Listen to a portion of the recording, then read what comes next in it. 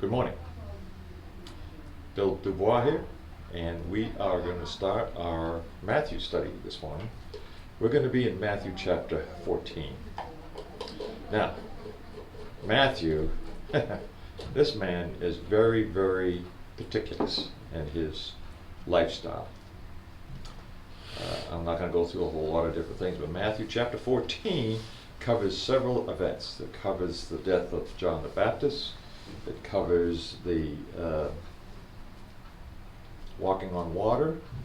It covers the healing of the healing of the people, and the most important one is feeding over 5,000 people with 5 loaves of bread, 2 fishes.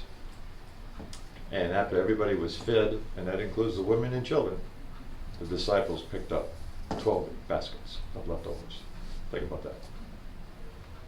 Just think about that, folks. Unused leftovers. Unused leftovers. They could have probably fed them again with those. Anyway, we hope you have your Bibles with you. Open them up. We'll be doing Matthew chapter 14.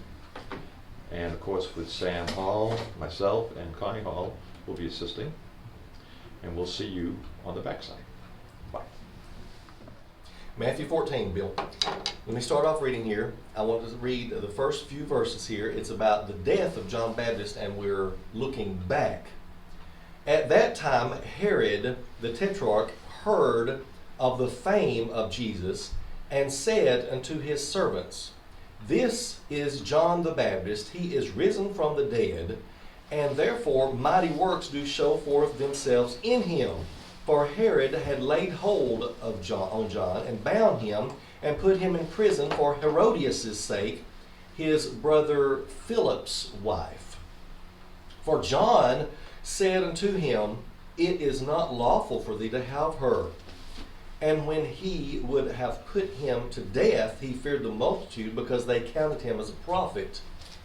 But when Herod's birthday was kept, the daughter of Herodias danced before them and pleased Herod. The young daughter of Herodias, young female, danced, probably suggestively, before this old coot man, Herod, weak, murderous leader. Verse 7 says, Whereupon he promised with an oath to give her whatsoever she would ask. And she, being before instructed of her mother, said, Give me here John Baptist's head in a charger. And the king was sorry. Bill, he said, I'm sorry. I'm sorry. I'm sorry.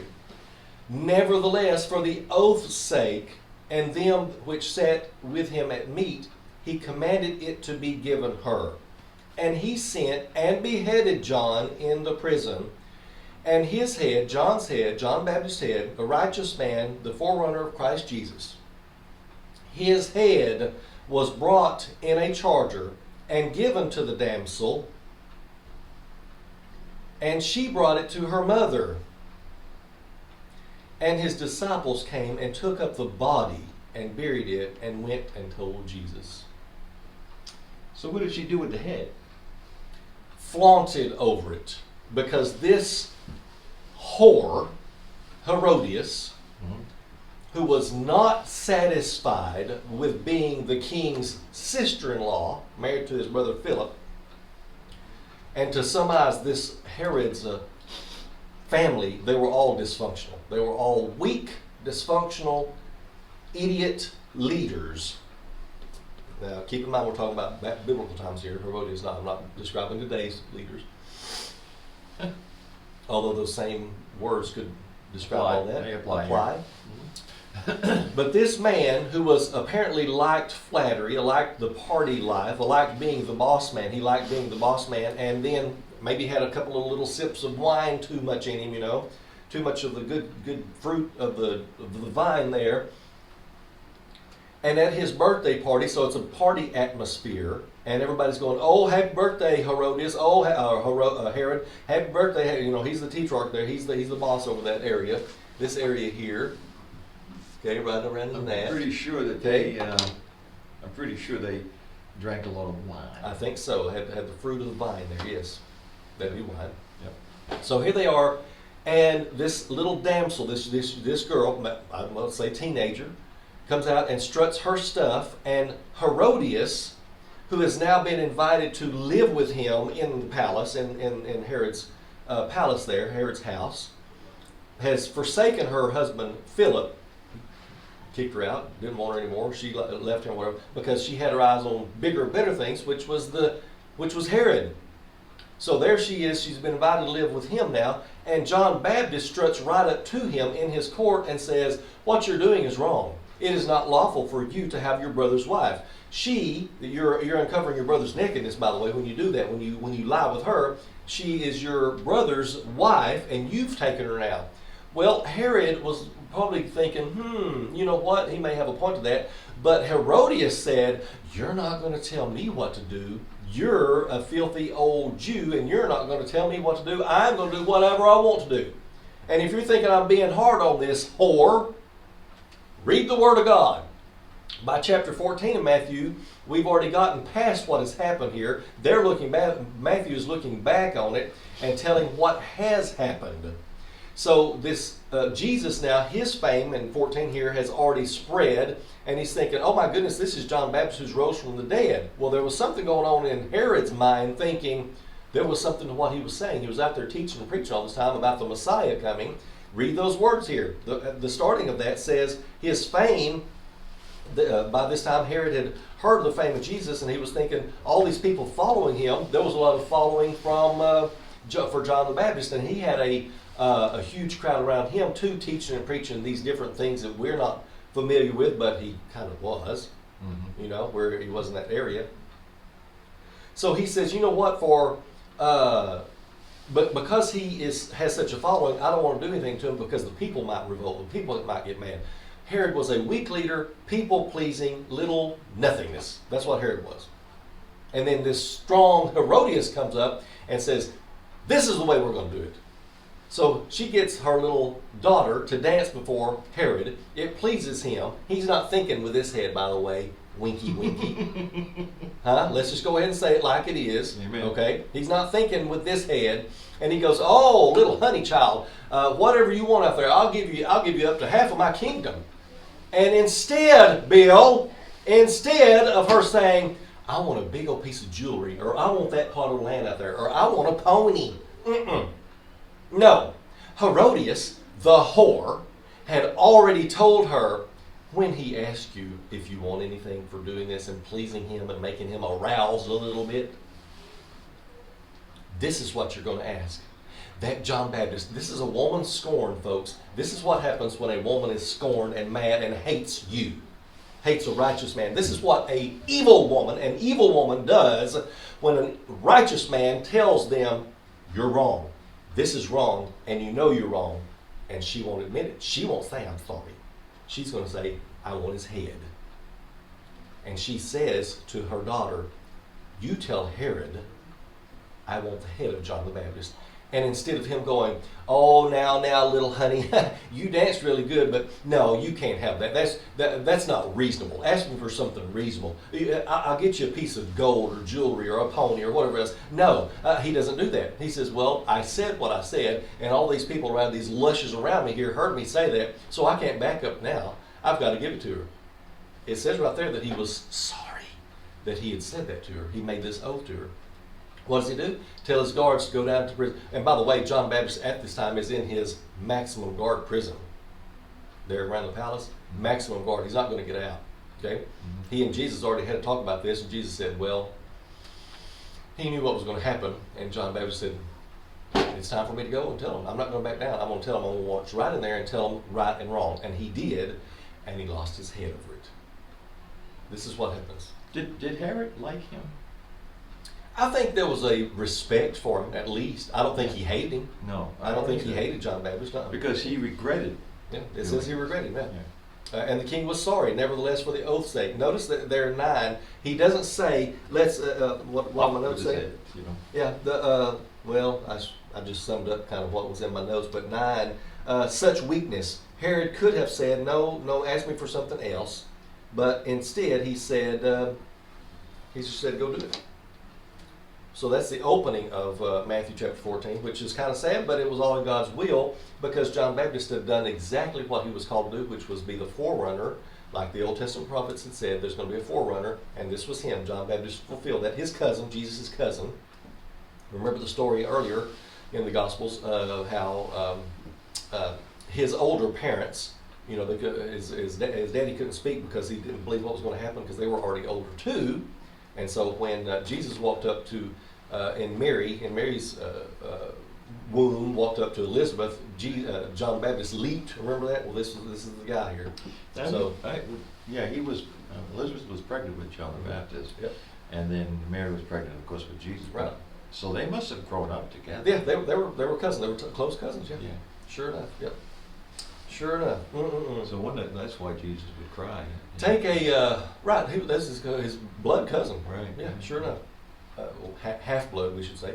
Take note of verse 7 there, 14:7. Whereupon he promised with an oath to give her whatsoever she would ask.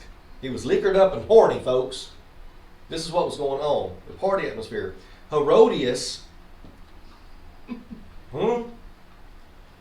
Yeah. Right, okay. So see, she at this time she was not pleased with being his sister-in-law. She wanted to be the top.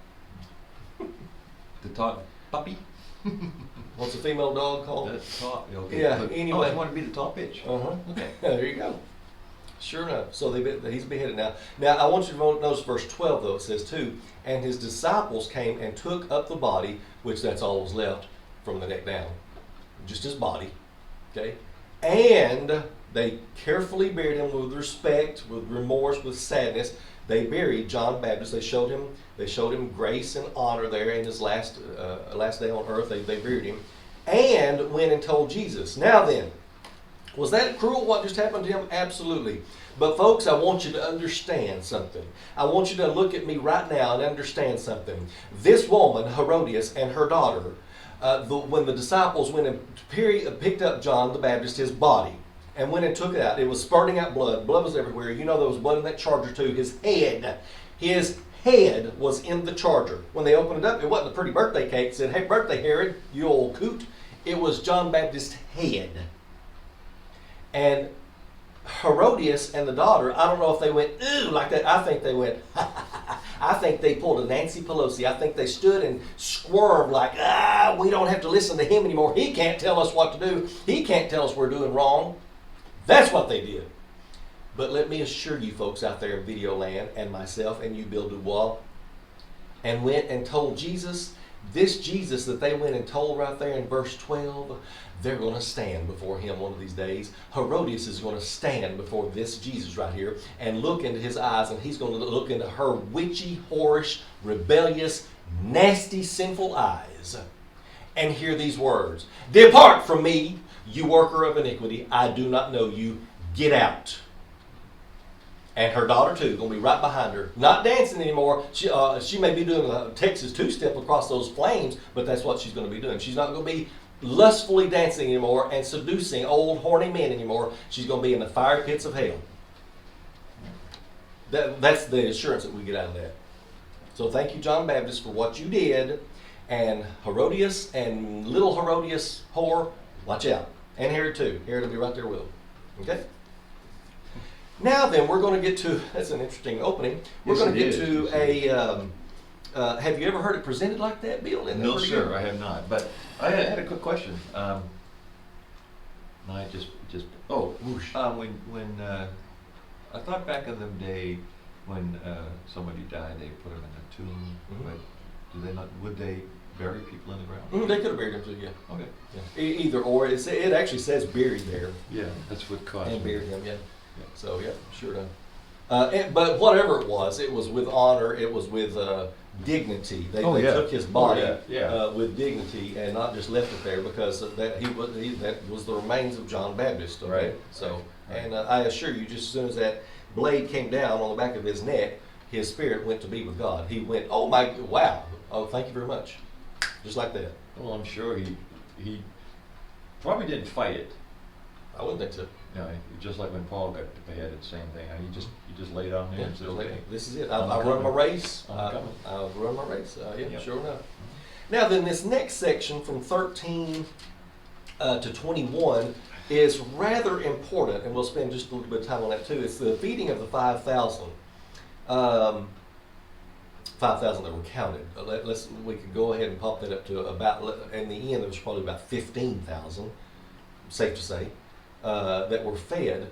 But this miracle is so important. It's in Matthew, Mark, Luke, and John. It's in all of them, and they give the same account but different words, and we'll see what Matthew says here. When Jesus heard of it, he departed. Heard what? Well, it just happened. The beheading. His cousin. Your cousin's been killed. His head's been cut off, and we buried him.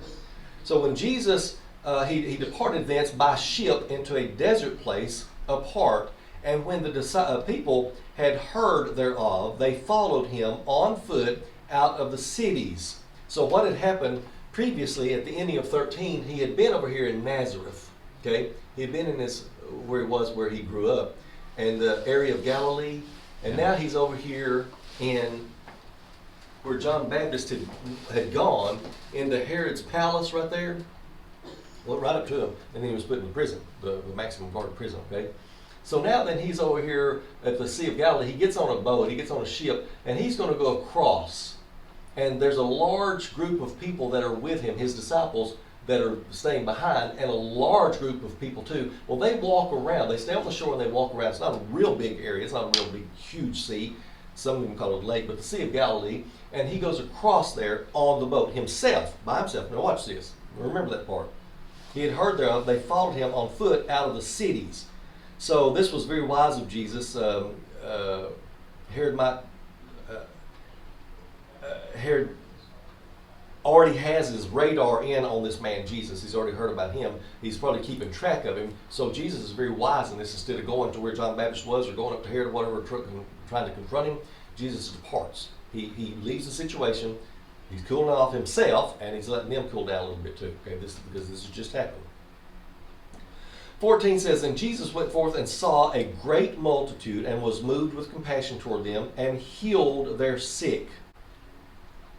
And when it was evening, the disciples came to him, saying, this is a desert place, and the time is now past. Send the multitude away, and that they may go into the villages and buy themselves victuals, something to eat. But Jesus said unto them, they need not depart. Give ye them to eat. You feed them. And they say unto him, we have here but 5 loaves and 2 fishes. He said, bring them hither to me. Now, I want you to notice there. Yes, this is. Yes, it is. I was going to say something, but I can't. Okay. I want you to notice that here he is, and here they are. His disciples. Now, keep in mind, this is Matthew 14 now, not Matthew 1, 2 or 3. This is well into Matthew's gospel, about halfway through now. And they are still trying to kind of dictate to him what he needs to tell the people. Did you notice that there? Mm-hmm. There's a lot of people here. Why don't you send them away, send them into these nearby villages here so they can eat and then come back and listen to your teaching. And Jesus says, I'm here right now. They're here right now. You feed them. You do it. You do the work. You get out there and feed them. Did you see that, Bill? Did you see that right there? Yes, I did. Okay. This is the feeding of the 5,000. This is Matthew 14. Right. So there are opportunities. They go out, and it's late in the day. They've been following him for quite a while. They've been walking all around this here, the Sea of Galilee. You've been out there on the other side here. Now notice what he started doing right after he had some really bad news about a family member dying. He started healing people. Did you see that? Yes. Did you see that? It didn't say he went into his closet and mourned for 30 days. It didn't say he dropped to his knees and said, oh God in heaven, why is this happening to me? He started healing people. He was about his Father's business. John Baptist did what he was supposed to do, and now he's dead. This is also, in my opinion, the part where Jesus is really starting to reveal who he is. Well, by now his fame is well spread around. You know, yeah. but still, I think he's going to start be doing more and more now. He's going to. Now, notice there in 6, he's doing it not only for his inner circle disciples, he's doing it for the people too. It said in the previous verse there, and he healed their sick. He really healed them. They were The lame were allowed to walk again. The blind could see. The deaf could hear. The halt could feel and get up and walk. Those that had leprosy were healed. They were cleansed. Whatever the situation was, his power went into them and they were healed. It wasn't a money-making scheme. It wasn't a wave your handkerchief in front of the screen. It wasn't send me a bunch of money. He freely healed these people. It was real. What is going on today in our society on these TVs and on these telephones and stuff like that is crap, and it's putting a black mark on what the Son of God did here on this earth. It's nasty and it's wrong and it's misleading and it's unfortunate because people are following it by the thousands, being misled by false witnesses and false doctrines. I'd like to make a comment here. I believe that when Jesus was healing these people, he was face to face with them. Absolutely. Personal. It was personal. I mean, it wasn't like, everybody who's sick, you're healed. No. He Individually, actually one at a walked time. up people one-on-one on it. He had One at a been time. exhausted. Absolutely. Remember, he was flesh. He was flesh. He was flesh. And people saying, you know, Yep.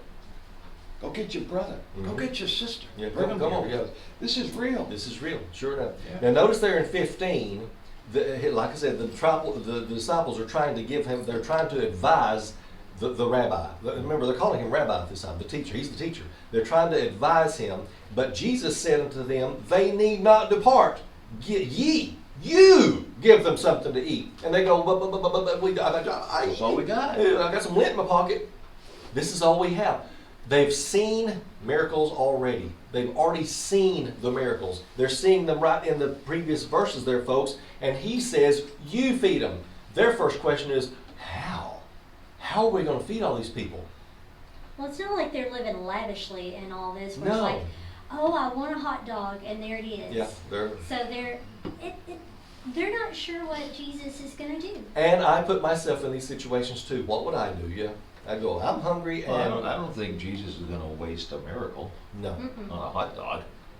That would be a Oh, really he good never misused his power. at all. I know that. I know. 17 says, and they say unto him, we have here but 5 loaves and 2 fishes. Well, folks, little is much when God is in it. It's a good old Kingsman song years ago. Little is much when God is in it. Okay, so let's see what happens here. Are you interested? Yes, I am. 18 says, and he said, bring them hither to me. Bring what? Large crowd out there, folks. Get this in your mind. There's thousands of people out there. They're thronging in on him. He's been healing others by the thousands here in this crowd. His disciples are despondent. He just got bad news that John Baptist's head was cut off by the whore Herodias and given to the damsel, the damsel. And now then he is out here. He is probably exhausted. It is later on in the evening. He probably hasn't eaten either. No, He I don't needs think some he has. sustenance too. It's been a non-stop day for him. This is in every gospel. Read it, folks. Read it yourself. These few verses of what Christ Jesus did in this passage. These passages. He looks out at the crowd. His disciples are even at him right now going, we can't do this. How? What do you mean? What do you mean? What is he wanting from them? Have faith in God. I'm right here for you. You're wanting me to send them away. You're here before me. I haven't sent you away. I called you out. Now then, I'm healing these people. Why would I send them away to go over there for help? Help is right here. I'm help. I'm the source. What do you have? Well, we have this little bitty sack lunch here that this little boy brought. In fact, it might fill him up. It's his bread, his little buns. We're not talking loaves of bread here. We're talking little buns and a couple of little fishes he's going to nibble on while he's listening to you preach. Bring them here. Bring them here. And he commanded that the multitude sit down on the grass and took the 5 loaves and the 2 fishes and looking up to heaven, he blessed and brake and gave the loaves to his disciples and the disciples to the multitudes. Now then, you people have gone from being my administrators, my board of directors, to servants. That's what we need to do sometimes. We need to go from trying to tell the Son of God what to do to saying, what would you want me to do? Huh? Get that right in your own mind. Get that right, little people. I don't care who you are today. Get it right. He's God. I'm his creation. He's God, I'm his child. He's in charge, I do what he say do. He's the boss, I'm the servant. Peter, Philip, Andrew, Bartholomew, all of y'all, bring them the loaves over here. Who has the fish over? Go get them. You bring them here to me. And now then, I'm going to take them here. What did he do first? Look up to heaven. He looked up to heaven and said, thank you, God, for what we do have. Huh? Have you done that lately, folks? Have you thanked God for what you do have instead of going, I wish I had more? That ain't the way it works with God. That's not the way it works. I got to get right. He's already right. I've got to get right. Notice what he said there. Looking up to heaven. Who's in heaven? He acknowledged his Father. He always did that. He did exactly what he was supposed to do, folks. You have to understand what's written in these words here. In every one of these Gospels, every one of the accounts, these people saw what happened here. So understand. Mark saw it from Peter's point of view because Peter was there. Peter was probably the one that came up and said, let's send these people away. They're making me mad. But he told Peter, you go get the stuff, and now you serve them. Got to be a servant. Mm-hmm. We serve him. And at the end of 19 there, and says, and the disciples to the multitudes. Now then, you're the servers. And 20 says, and they did all eat and were filled. And they took up the fragments. Now that word fragments doesn't mean little pieces that were dropped on the ground. It says, and they took up the fragments that remained, 12 baskets full. You had 12 baskets left over. From the beginning, you had little bitty amount overhead that you could hold in your hands, little bite-sized bread, and 2 little fishes that this little boy was going to eat. And he just happened to have it with a little sack lunch, if you want to say that. And at the end of it, when the master got through, 12 full baskets, untouched. How many tribes of Israel? 12. How many foundations in heaven? 12. How many baskets left? 12. You see a pattern going on here? Huh? How many apostles? 12. I got enough for every one of you. How I many got enough doors in heaven's walls? 12. 12. Could, Huh? could you imagine that food? It must have been just falling from the sky. It was miraculously before their eyes enough when Jesus blessed it, when Jesus said, thank you, Lord. Are you thankful today? Are you people thankful today? Are you gluttonous? Are you greedy, gluttonous, worldly people wanting more and never satisfied? Or are you having the heart that Jesus is trying to scratch in that nasty, worldly, natural way off of you and going, if you just follow me and let me do what I'm supposed to be doing, and if you just maybe just close your mouth and do what I say do, it'll work out. This is what he's saying here. Huh? The 20. anchor holds. The anchor holds. Absolutely, sure enough. And they did all eat and were filled. Now, folks, do you think he's talking about just their stomachs there? Were just their stomachs pooching out? Because who is going to be teaching here? Who's teaching this lesson? Jesus the Christ. Mm-hmm. It's in all 4 Gospels, folks, and we're filled. Are you filled today? Are you filled with His Word? Are you just wanting more gluttony? Are you wanting more stuff? Are you wanting a bigger boat? Are you wanting another 4-wheeler you can pull around on your $75,000 truck and $45,000 trailer going down the road going, look at me? Or are you filled? Are you filled today? Notice here, 21 says, and they that had eaten were about 5,000 men beside women and children. Now, let's say Over and above. Let's say that each of these men, just conservatively, had a wife. Let's just say that. Now, how many is there? 10,000. What if each one of them had one child? 15,000. 15,000. Could have been more, but let's say conservatively around 15,000 people there. You know, for that time, there had to have been, for that amount of people to be there, to travel that distance, whatever the distance they traveled. Well, around the Sea of Galilee. Yeah. Right there, yeah.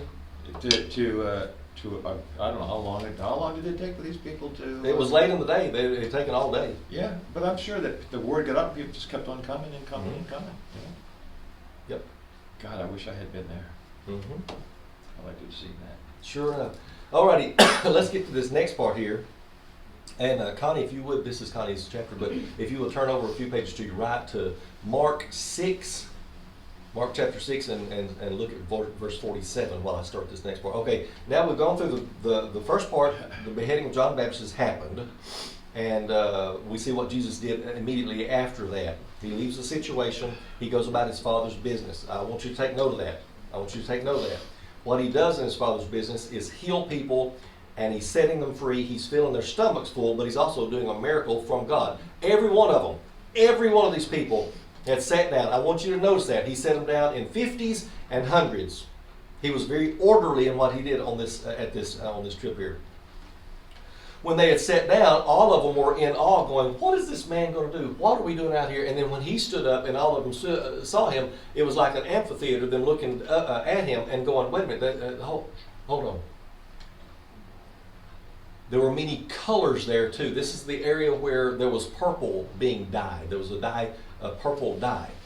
Okay, so I'm sure there was very beautiful colors of browns and greens and reds and blues and yellows and purples and whatever else color. So it looked very pretty there. It was a very nice looking hillside there in the Sea of Galilee.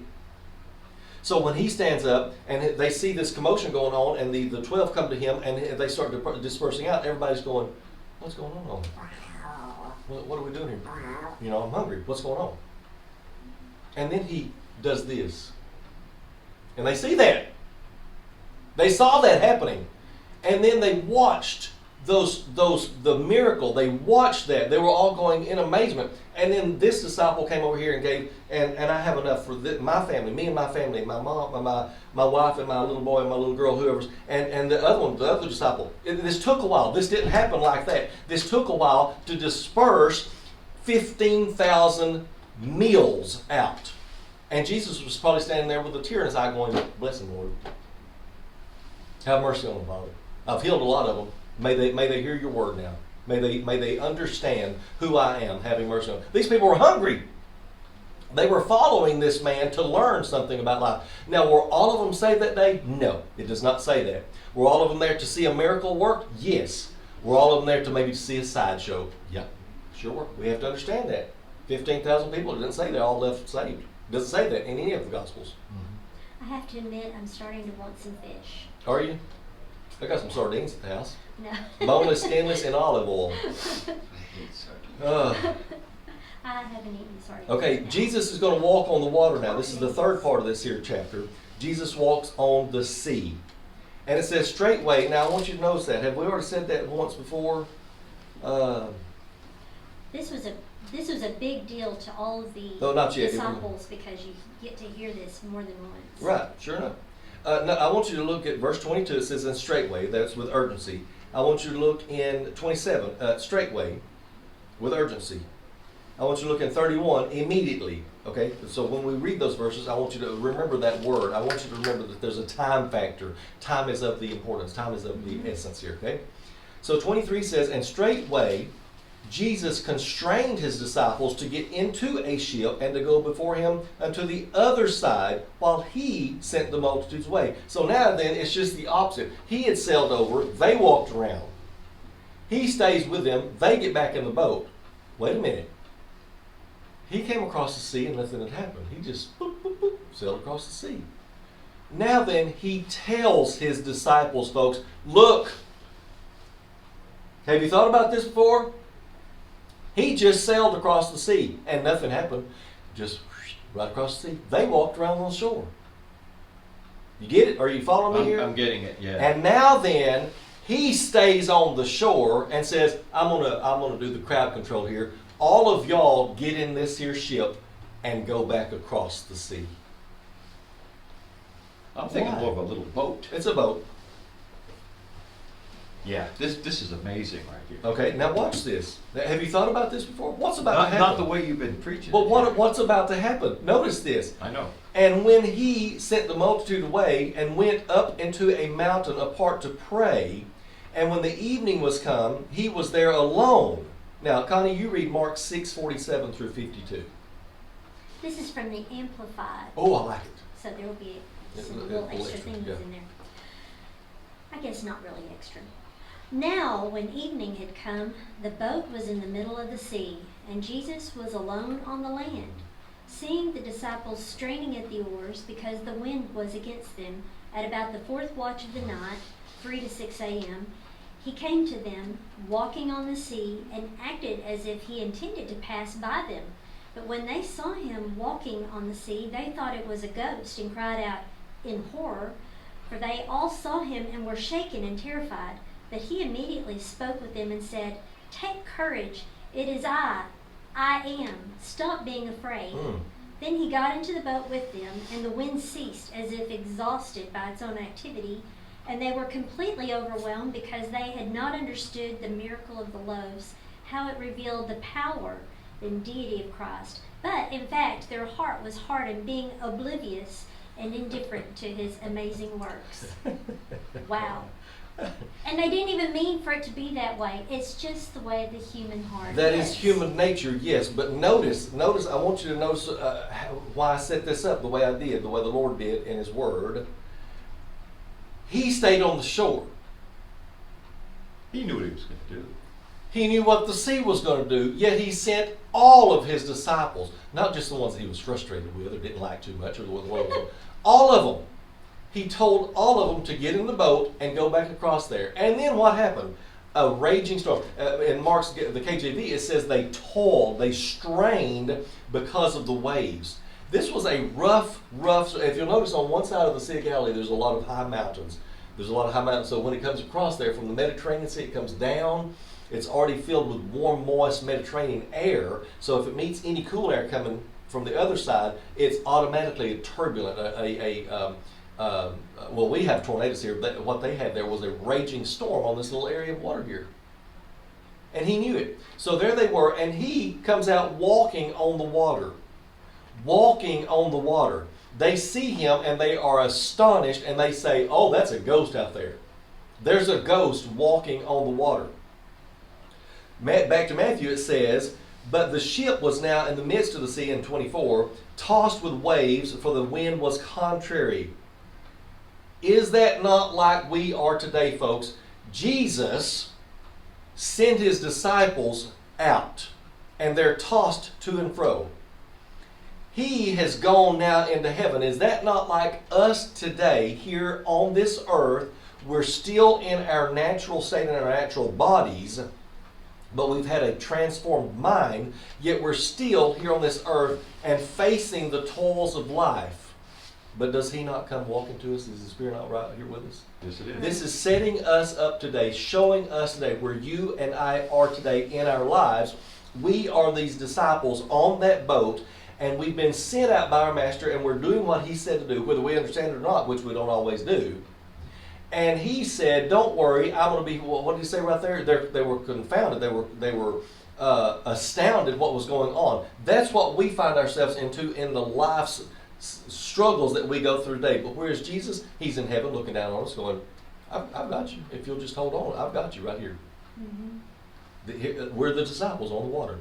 We're the disciples today. We're His followers. We follow Jesus in His teachings, and we still go through struggles. He didn't send them back across and it was smooth sailing, folks. He sent them back out to be in the storm. And you know, they were all going through an emotional storm because as the chapter started out, John the Baptist had been beheaded, Yep. and so many of them knew him. Yep, sure enough. Philip and Andrew and all that. Yep, they were tight. And it was Jesus' cousin, by the way. Right. Now then, 25 says, "And in the fourth watch of the night," this is around 3 a.m., okay? Now, I want you to take note of that, folks. I want you to take note of that timing. Every word in the Bible is there for a reason. Every line is there for a reason. "The fourth watch of the night, Jesus went unto them, walking on the sea. And when the disciples saw Him walking on the sea, they were troubled, saying, It is a spirit. And they cried out for fear." They were not bold lions right now. They were scaredy cats. They're in a little boat. There's 12 of them, and they're out there by themselves. Now then, when Jesus, if you'll notice throughout the Gospels, Jesus is present with them a lot. Most of the times it's pretty good. When He goes out to be somewhere else and something happens to them, what's going on? I'm a scaredy cat now. Have you noticed that? Mm-hmm. He's not right there with them. He's not right there with them right here. But who sent them out there? He did. He did. That shows something has changed. They really do depend on him. They know they depend Yep. on him.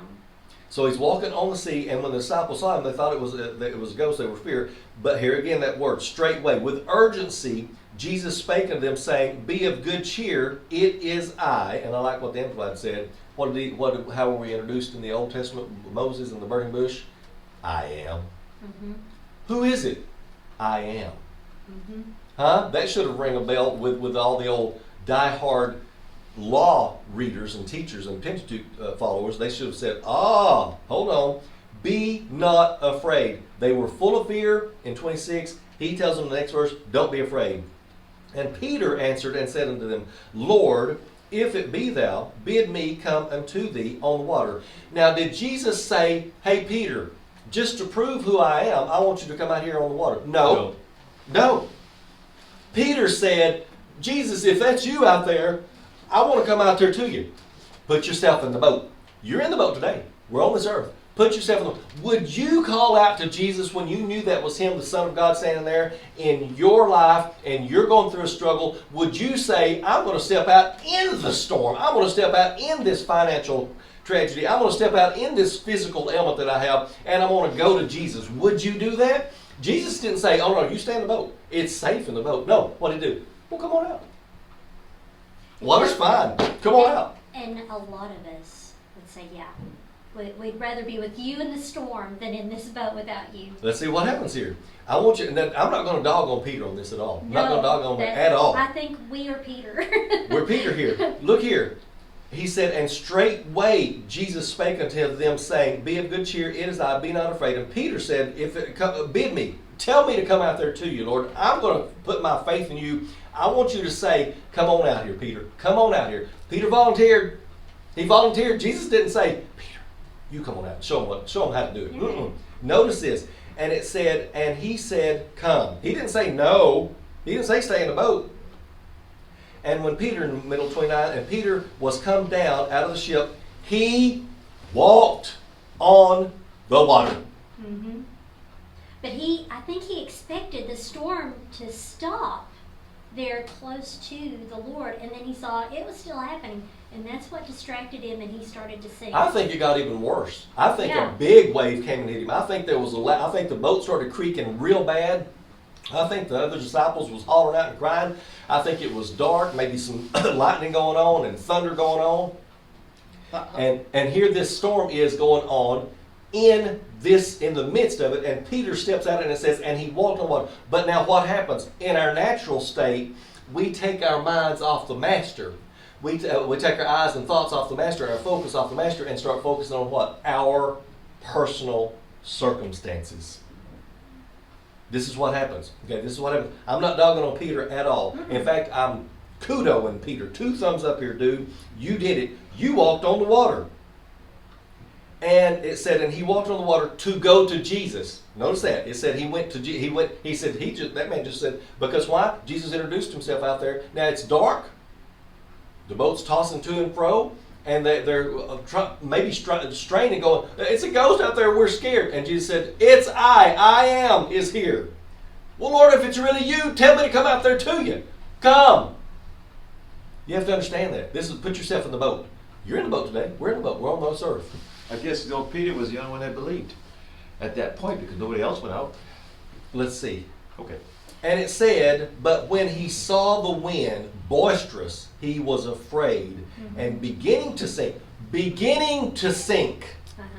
started going down. He was standing on the water, folks. You got to understand, he was riding the waves in his sandals, in his outer garment, in his tunic there. He was riding on top of the waves.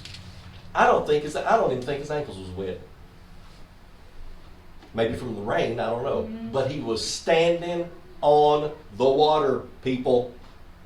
We have to understand that. And then a big wave crashed. Something even more so. You're in the storm and you're going, I can handle this. I can handle this. And then something else happens. Something else bad happens.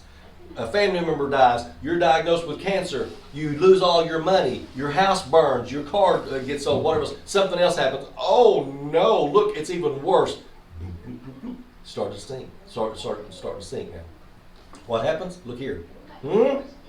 And he cried, saying, Lord, save me. I want you to understand, folks, right there, he didn't go,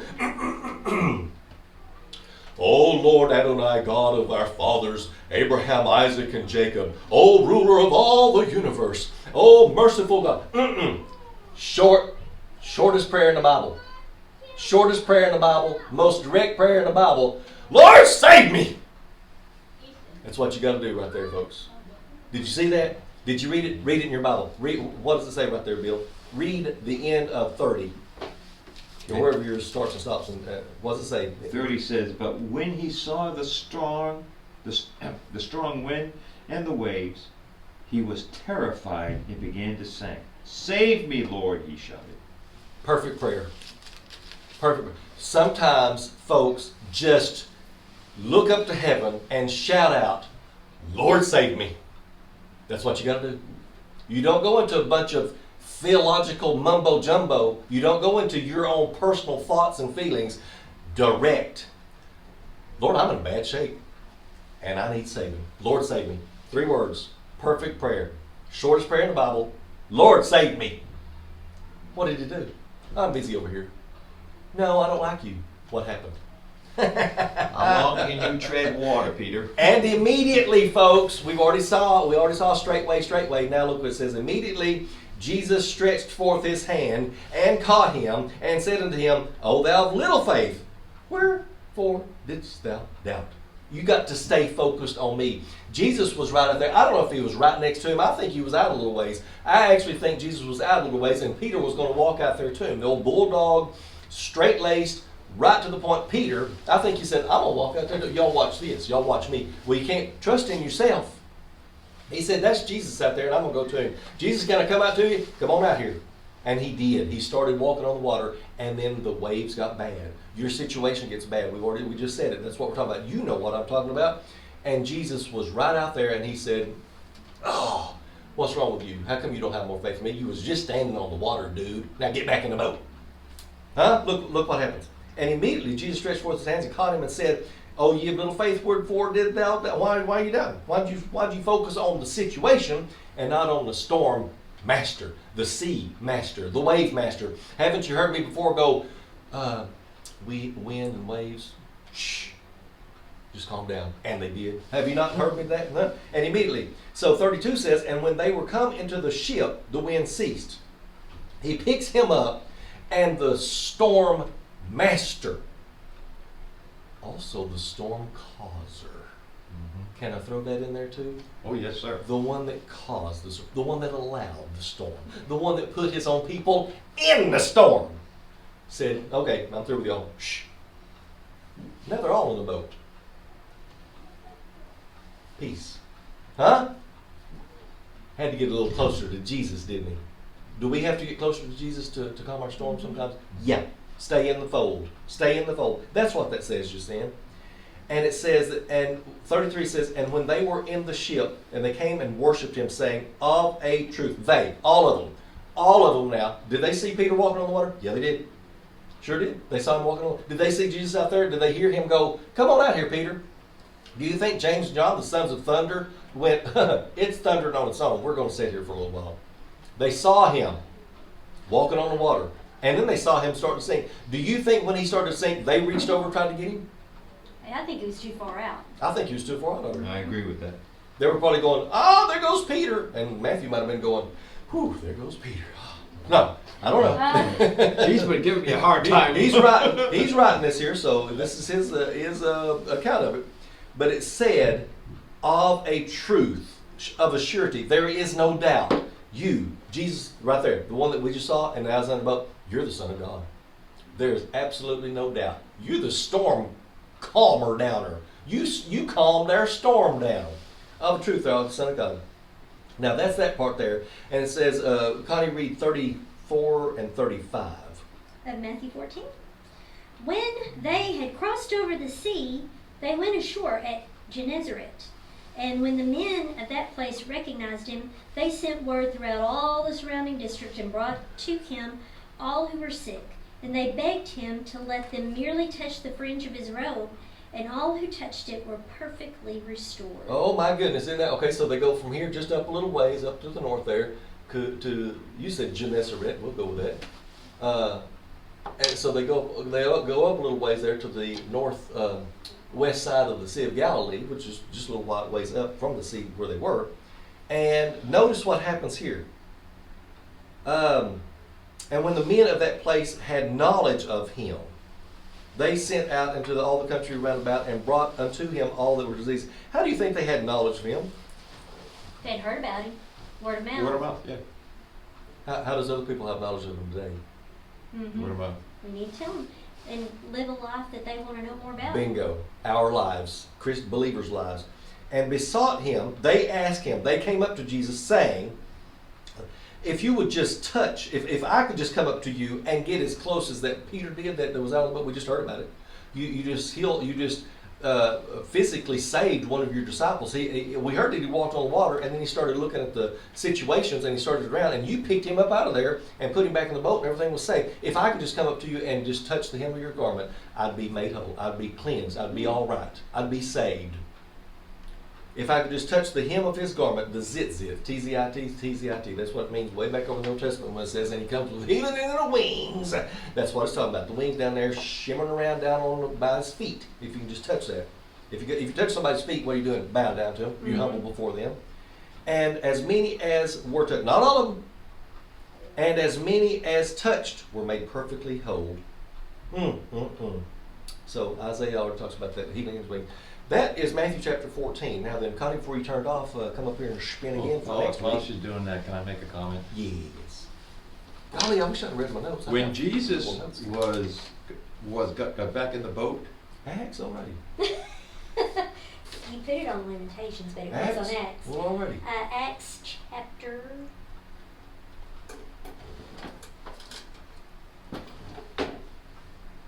Oh, the pressure. It's 28 chapters. I know. Let's say 17. Acts 17 already. For next Sunday, that's the 27th. I think so. Yeah. Yeah. Because today's the so before I 28th. spin, I have a Sure, comment. go ahead. Once Jesus got back in the boat, and even though out on the water, he told Peter, where is your faith? He gets back in the boat, he says, listen guys, I just fed 15,000 people with 5 loaves of bread and 2 dinky little fish. Yeah. What more do I have to do? And you're sinking? Yeah, right. No. That's a good observation. Yeah. But that's us today too. So, I'll go and spin over there. Yes, Bill, do a spin. Thank you. It's Connie. going to be a mystery to my viewers. Yes. Okay, Bill, come They on up need, and spin. they need mysteries. Want me to find the camera? Yes. It's your camera. It's good for them.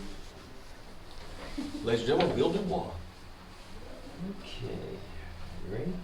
I'm going to get the big spin out of it. Matthew again. Alrighty. Oh, we love Matthew. So that'll be next Sunday. Matthew be next Sunday? No, the following Sunday. Next Sunday's Acts. Look at the calendar here. What does it say? What's next Sunday? The 27th? Next Sunday's the 27th. Okay, so the following Sunday will be Matthew chapter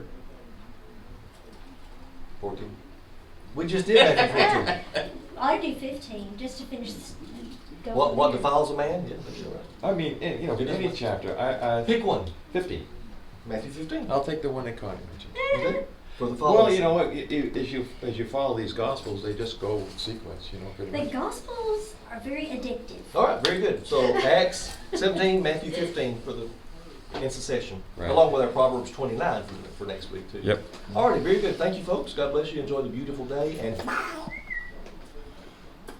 Well, folks, that was